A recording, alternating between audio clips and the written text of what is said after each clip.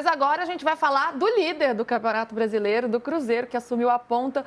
Vamos dar uma olhadinha aí na tabela do Campeonato Brasileiro? Agora o Cruzeiro está lá no topo da tabela, a gente está vendo aí, ó, com 30 pontos.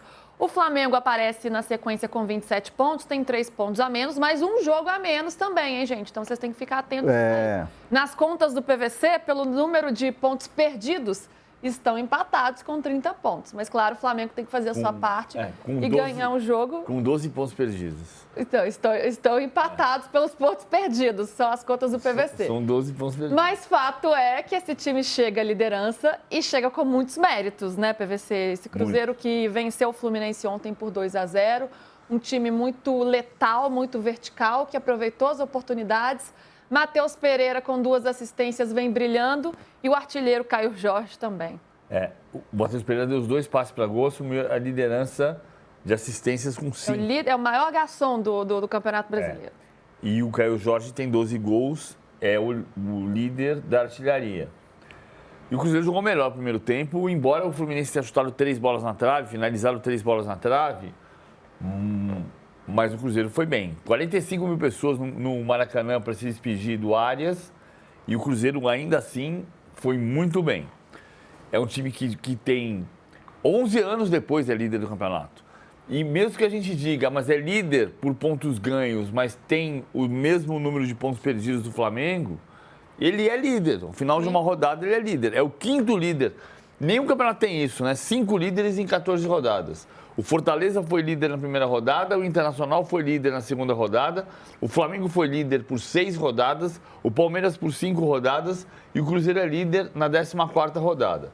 O Caio Jorge falou sobre proposta que tem para ele sair, mas a ideia é que ele permaneça. O Gabigol é importante para o elenco, mas não é titular. Titulares são Matheus Ontem Pereira entrou e no Caio Jorge. finalzinho só. E o time está montado, o time se estruturou. Curiosamente, depois da saída do Dudu e depois da saída do Alexandre Matos, o time chega à liderança do campeonato após 11 anos. E o legal, eu tive no fim de semana lá no jogo do Cruzeiro em cima do Grêmio, né, que ganhou bem do Grêmio.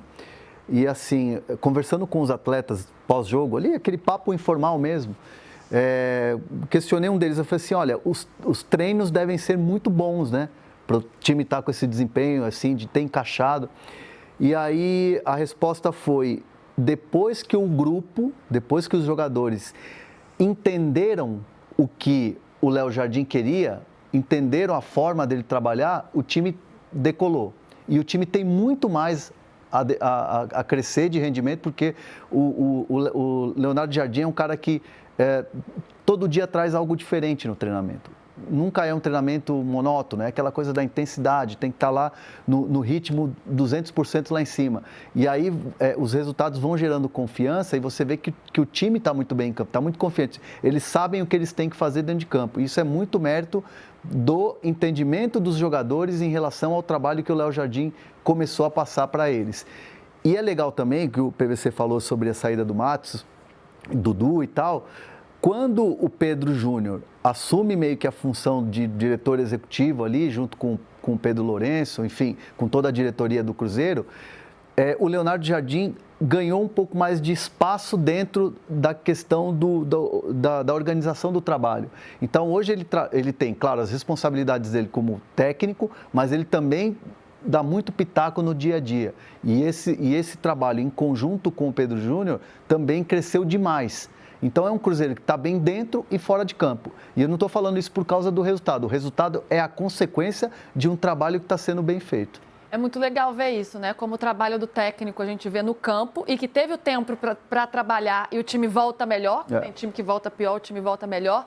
E essa autonomia do técnico, essa liberdade para entrar, inclusive, em outras áreas, para fazer o que tem que ser feito, né? É a estrela do time que eu vou tirar, é a estrela do time que eu vou tirar. Então, ele teve essa liberdade que o Pedro deu para ele, né? E é muito interessante de acompanhar. O presidente ficou mais quieto também, né? Parou de dar muitas entrevistas, de falar algumas coisas que não cabiam muito. Então, ele ganhou essa autonomia e a gente está vendo os resultados agora. E o Pedrinho Lourenço até é engraçado, porque ele vai sempre no campo, né? Antes do jogo, depois do jogo, ele vai lá. E ele foi recepcionar os jogadores depois que acabou o jogo.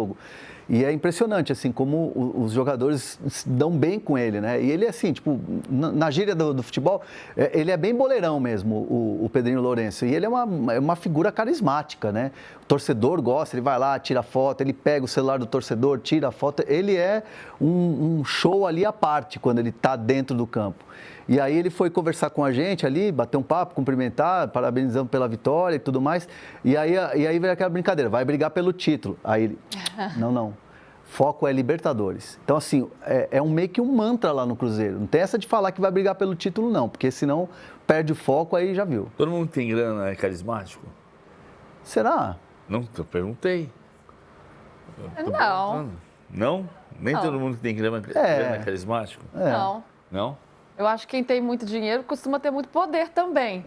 Uma coisa está associada à outra, mas carisma eu já acho que é. Eu acho que carisma ou você tem ou você não tem. Não dá para comprar na farmácia. Eu não acho o Pedro carismático, mas assim, muitas vezes essa questão do carisma está ligada a você achar que você admira o cara porque ele tem poder, ou tem dinheiro, ou tem fama e você... Nesse caso, o que ele está proporcionando para o torcedor, que é um bom time brigando por título. O carisma é isso. O carisma do Pedrinho é esse.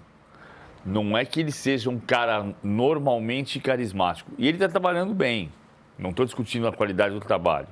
Estou discutindo por que você tem carisma. Acho que depois de algumas pataquadas, ele está mais quieto agora, né? Depois do áudio lá do Seabra, depois de falar da própria diretoria das contratações. Do Alexandre Matos. Do Alexandre Matos. Eu acho que agora ele está mais... Criou-se um constrangimento na época da entrevista do Alexandre Matos e eu estou muito à vontade porque eu falei isso com o Pedrinho Lourenço, inclusive, que eu acho que a questão é você ter a separação de dirigente e de quem dá a bronca, chefe. A bronca não é pública. A relação com o seu... O chefe é o cara que monta o time e deixa o time jogar. É isso. O time está jogando. Ele conseguiu montar, o Pedro Júnior está trabalhando, o Leonardo Jardim está conseguindo montar o time. O ponto central é esse. Se for campeão, aí vai ser carismático, não tem dúvida nenhuma. Presidente campeão brasileiro pelo Cruzeiro. Acho que o Cruzeiro tem chance de disputar o título a sério, escrevi isso hoje. Principalmente porque se você olhar a tabela dos próximos 30 dias, o Cruzeiro tem 2 folgas, enquanto Palmeiras e Flamengo não tem nenhuma. Sim. Em 30 dias são 10 jogos para Palmeiras e Flamengo, o Cruzeiro tem 8. E o Cruzeiro tem o CRB na Copa do Brasil e não tem Libertadores nem Sul-Americana. Não é que seja bom estar fora da Sul-Americana, é que isso cria o contraponto, cria 2 dias de folga, 2 semanas livres. E o Flamengo pega o Atlético na Copa do Brasil, o Inter na Libertadores, o Palmeiras pega o Corinthians na Copa do Brasil, o Universitário na Libertadores. Estou colocando ainda Cruzeiro, Flamengo e Palmeiras, porque se a gente olhar a classificação, você vai ver que por pontos perdidos, Cruzeiro e Flamengo perderam 12, o Palmeiras perdeu 13, Bragantino e Bahia perderam 15. Todos estão na briga, inclusive o Botafogo, para ser campeão brasileiro. Inclusive o Fluminense, para ser campeão brasileiro. Mas você tem o trio de cima, tem Flamengo perdeu 12, Cruzeiro perdeu 12, Palmeiras perdeu 13 pontos. São os 3 que estão por um confronto direto. Isso é importante. Mas o Cruzeiro tem CRB na Copa do Brasil e 2 semanas livres, enquanto Palmeiras e Flamengo jogam a cada 3 dias nos próximos 33 dias. A queda na Sul-Americana pode ter sido uma boa pensando nisso, né? Nesse calendário de jogos. Estou vendo ali a tarja. É o melhor do país? Porque o Cruzeiro está com um discurso humilde e é bom que seja assim, até por tudo que o Cruzeiro passou recentemente, né, no seu passado recente. Então está ali na humildade. Não estamos brigando pelo título, o negócio é vaga na Libertadores. Mas os feitos desse Cruzeiro dizem outra coisa, né? São 14 jogos de invencibilidade, venceu o Palmeiras, venceu o Flamengo, venceu o Fluminense. Então, é um time que se credencia para a briga pelo título, sim. Hoje, na visão de vocês, é quem está jogando melhor no país? Hoje? Eu acho que sim. Os números estão mostrando isso. Além de tudo, tem o artilheiro do campeonato, que é o Caio Jorge, que é um jogador que não está à venda no Cruzeiro. O Cruzeiro não vai negociar. E é um time que eu entendo que, para mim, o fator principal é essa coisa da sinergia entre elenco e comissão técnica. Porque quando o Leonardo Jardim chegou, o time não estava bem. O time saiu fora do Mineiro, perdeu pro América lá, foi nos pênaltis, tudo bem, mas perdeu. Não chegou à final.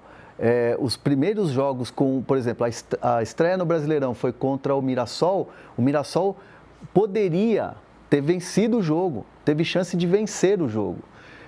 Então, assim, não estava bem. Era um Cruzeiro que ainda estava muito ansioso, aquela coisa toda. Hoje é um time completamente diferente, um time que é confiante.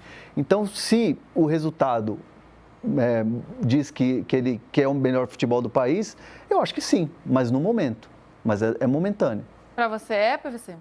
Não, eu acho que o melhor time do Brasil ainda é o Flamengo, que oscilou. E assim, é muito engraçado como a gente tem essa noção de um dia depois do outro. Qual foi o maior time do Brasil no Mundial? Fluminense. É matemático. Ah, mas o Flamengo perdeu para o campeão. O Fluminense também perdeu para o campeão. O Flamengo ganhou do campeão, o Fluminense perdeu para o campeão. Na semifinal. Chegou mais longe. Chegou mais longe, é o melhor time. E o Fluminense ontem sofreu contra o Cruzeiro. Chutou 3 bolas na trave, finalizou 3 vezes na trave, mas quem ganhou foi o Cruzeiro 2-0. Então, mas eu acho que quem tem mais potencial é o Flamengo. Só que o calendário do futebol brasileiro é uma maratona com obstáculos. Os obstáculos que o Flamengo vai enfrentar são maiores e são mais obstáculos do que o Cruzeiro vai enfrentar. Isso dá margem ao Cruzeiro ser campeão brasileiro e, nesse caso, daqui a 10 anos ninguém vai olhar. Não, foi campeão por causa disso. Foi campeão, é campeão. É campeão. E se for campeão, um jogador com certeza terá uma participação muito importante, que é o Caio Jorge. Hoje é o artilheiro do Brasileiro com 12 gols. Já tem um monte de gente sondando o Caio Jorge. E aí, Hernan, eu me lembro que você disse aqui esses dias, a diretoria não quer vender de jeito nenhum, a prioridade é a parte esportiva, mesmo que chegue muito dinheiro. Ontem ele falou, chegaram algumas coisas, mas a diretoria está tranquila. Tem muita gente atrás mesmo do Caio Jorge, falou isso em Zenit, em outros clubes também. E essa é a posição da diretoria? Tipo, a não ser que pague a multa rescisória, que seja algo assim fora do comum, a prioridade é manter o jogador. A prioridade é total manter o atleta. E quem convive com o Caio Jorge hoje entende que não é também o momento de sair. Porque agora ele está sendo o artilheiro do Brasileirão, está tendo vitrine e, obviamente, o Caio Jorge pensa em seleção brasileira. Né? Você tem o Ancelotti que vai assistindo os jogos, está acompanhando. Né? Hoje é um jogador que sabe que tem um potencial gigantesco para voltar para o futebol europeu, mas o momento não é esse. É hora de brilhar no Brasil e aí, quem sabe, na outra janela você pode ter algo mais concreto. Então, assim, mesmo chegando, como o Zenit consultou, né, as condições, quem trabalha com o Caio Jorge também vê que não é o momento. E o Cruzeiro pode colocar aí 20, 30 de euros aí, porque não vai querer vender, não, de jeito nenhum. É importante manter esse jogador. Briga pela camisa 9 da seleção, PVC, tá uma lacuna, né? O João Pedro indo muito bem, chamando mais. Já vinha sendo uma presença na seleção, mas agora chamando ainda mais atenção depois do Mundial. O Pedro, que era uma esperança da camisa 9, está nesse momento de turbulência. Caio Jorge se credencia para pegar essa vaga na seleção? Não é falta de talento. A seleção brasileira, a crise da seleção não é por falta de talento. É um jogador que jogou em seleção de base, ele pode perfeitamente chegar à seleção principal. Hoje eu acho precoce. Você acha que ainda é precoce? Acho precoce. Assim, ele pode ser convocado na próxima lista, deixa de ser precoce. Mas é curioso como a gente sempre fala, ninguém liga mais para a seleção brasileira. Ponto. Parágrafo. Nossa, está jogando muito a seleção brasileira. Pô, a gente tem muitas das contradições do futebol brasileiro que passam pelos programas, passam por nós jornalistas. É seleção brasileira? Não. Por que a gente não, se seleção brasileira ninguém liga mais, o que eu não concordo, então por que a gente não fala assim, é Champions League? Vai jogar na Champions League. Porque então a referência é Champions League na seleção brasileira. Então, ou se a referência é a seleção brasileira, é porque as pessoas ligam para a seleção brasileira. Se é referência. Mas eu acho que hoje a gente está falando de João Pedro na seleção brasileira. A gente está falando do que vai acontecer com o Pedro, que é um jogador de seleção brasileira, que estava na Copa do Mundo. A gente vai falar de jogadores que têm sido convocados regularmente, entender o que vai acontecer com quem vai pedir passagem. A gente só fala seleção brasileira porque, incrível, ninguém liga mais para a seleção brasileira, mas a referência é sempre a seleção brasileira. Sim. E você vê o Pedro ainda à frente nessa disputa em relação ao Caio? Eu só acho que o Pedro tem que entender de onde ele veio em junho. Você não pode sair do Mundial de Clubes e chegar no Flamengo e entender que quando você é cobrado por intensidade, que isso é uma cobrança que é contra você. A comunicação foi ruim, podemos conversar um monte de coisa sobre isso. Mas assim, se você vê o Harry Kane dando carrinho para marcar o Ayrton Lucas, e se você vê o João Pedro mirando o olho do Donnarumma para tentar tomar a bola dele, você vai dizer, pera um pouquinho, não é aqui atrás que eu vou marcar. Eu tenho que controlar, me colocar nesse futebol novo, no mesmo campeonato que eu estava jogando 20 dias atrás. Eu não acho que seria precoce uma convocação do Caio Jorge. Não, eu não acho que futebol é momento. Eu não acho. Eu acho precoce a conversa. Mas acho que futebol é momento. Se o cara está no melhor momento, num ótimo momento, artilheiro do brasileiro, acho que não seria surpresa e também não acharia precoce. Acho que a gente, de fato, tem muito essa mania, né? O cara fez 5, virou artilheiro, opa, seleção brasileira. É meio que até uma muleta ali, né? Parece que é uma coisa automática. Mas eu vejo que ele tem muito potencial. E o importante é, ele está jogando bem, ele está confiante e ele quer seleção brasileira. O Caio Jorge aguarda ser convocado para a seleção brasileira. E é um desejo dele. Até por isso, uma negociação hoje é totalmente descartada pelo Cruzeiro e também por quem trabalha com ele. Muito bem, a torcida agradece. PVC, vamos ver na prancheta o que esse Cruzeiro tem feito de tão bom assim para ser líder do campeonato? Eu acho que tem uma coisa que é o papel do Matheus Pereira. Porque a gente vai dizer assim, é um 4-2-3-1, mas não é. Esse time não foi o que jogou ontem, tá? O William, quem começou jogando foi o Fagner, quem começou jogando na lateral esquerda foi o Cauã. Tem revezado um pouco, né, o William e o Fagner? Tem. O Cauã não, o Kaique é titular, não podia jogar ontem, jogou o Cauã. O resto do time, assim, o Christian fecha por dentro. Então, isso dá margem ao William ou ao Fagner de descer. Por isso tem essa seta aqui. Porque quem dá largura para o campo é o lateral direito, seja o William, seja o Fagner. E o Christian vem por dentro. E quem dá largura para o campo pelo lado esquerdo é o Wanderson. Porque está todo mundo jogando 3-2-5 quando ataca. Mas o Matheus Pereira, ele não é o meia num 4-2-3-1, nem é o segundo atacante. Ele é livre. Ele é um homem que tem liberdade para voltar a marcar o volante, então não é tão livre assim. Mas ele é um homem que se desloca à frente do meio-campo, atrás do Caio Jorge. Ele tem essa liberdade. Não dá para aprisioná-lo num sistema 4-2-3-1. Perdeu a bola, volta, marca o volante. Não é bem assim. Ele é um jogador que ocupa o espaço e esse círculo é maior do que está demonstrado aqui, tanto que ele deu um passe batendo escanteio.